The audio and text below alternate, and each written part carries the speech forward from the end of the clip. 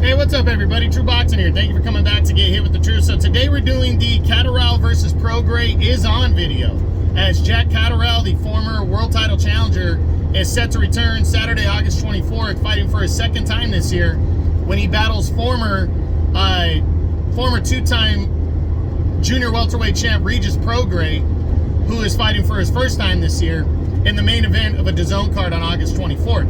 Now, before we get into that, if you could smash the like button, leave a comment, or subscribe to the channel, I really do appreciate any and all support that I can get as I continue to build my channel here.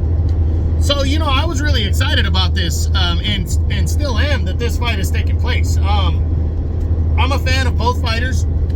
Catterall is finally getting his just due since his 2022, in what was my most controversial fight of the year, that decision loss that he suffered against Josh Taylor when he challenged for the undisputed title. He got his revenge on Taylor in May of this year, getting a close, hard-fought, unanimous decision in their rematch. And now he's moving forward because none of the champions were interested. So he's moving forward, and he's fighting a former champion, Prograis. And it's a true crossroads fight right here, because Prograis is coming off of a bad decision loss against Devin Haney, and then prior to that, God, I keep forgetting the guy's name that he fought last June, but he didn't look good in that title defense prior to that. The last time he looked good was against Jose Zepeda, who he broke down and stopped in November of 2022, but Zepeda since then has lost like 2 or 3 times, and has turned into the quintessential, what would you call him, a gatekeeper at the 140-pound division now. So the strength of that victory is weakening every time Zepeda loses. And Prograis, you know, how good is he still? I think he's 34, 35 now. And, you know, he's taking on Catterall, who's coming in the favorite.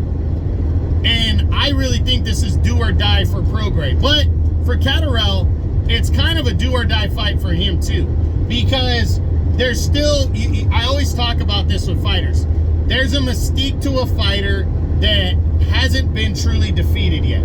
Catterall's never been truly defeated. He was not defeated in that fight against Taylor the first time. He should have got the decision. He didn't. And then he comes back and beats Taylor. Now, it was close, their second fight, but I think the right guy got the decision. But Taylor, you know, was the undisputed champion just a couple years earlier. He was, you know, a very, very good fighter. So, you know, is he as good as he was when he was undisputed? Probably not. But Catterall, we really don't know how good he is yet, you know. And Prograis got dominated against Haney. He fought a really tough loss against Josh Taylor back in 2019. So how good are these two fighters? You know, again, Catterall's coming in the favorite. He should be the favorite.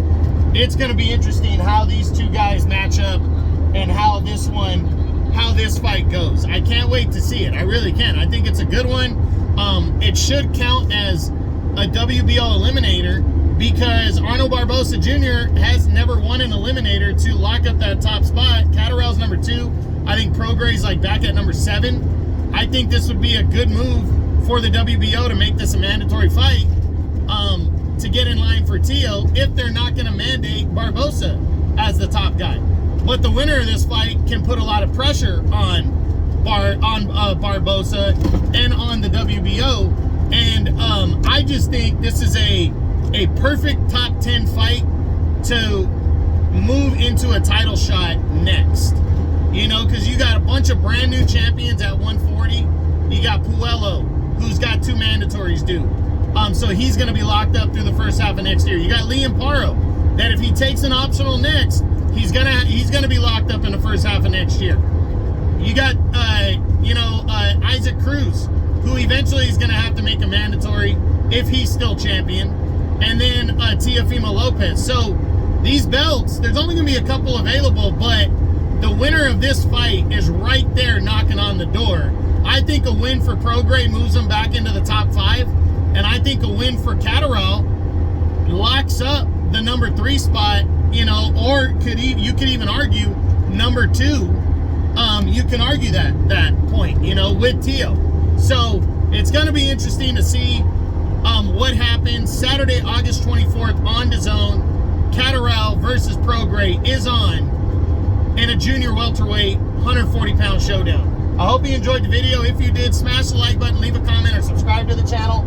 I appreciate any and all support. This is True Boxing. You've been hit with the truth.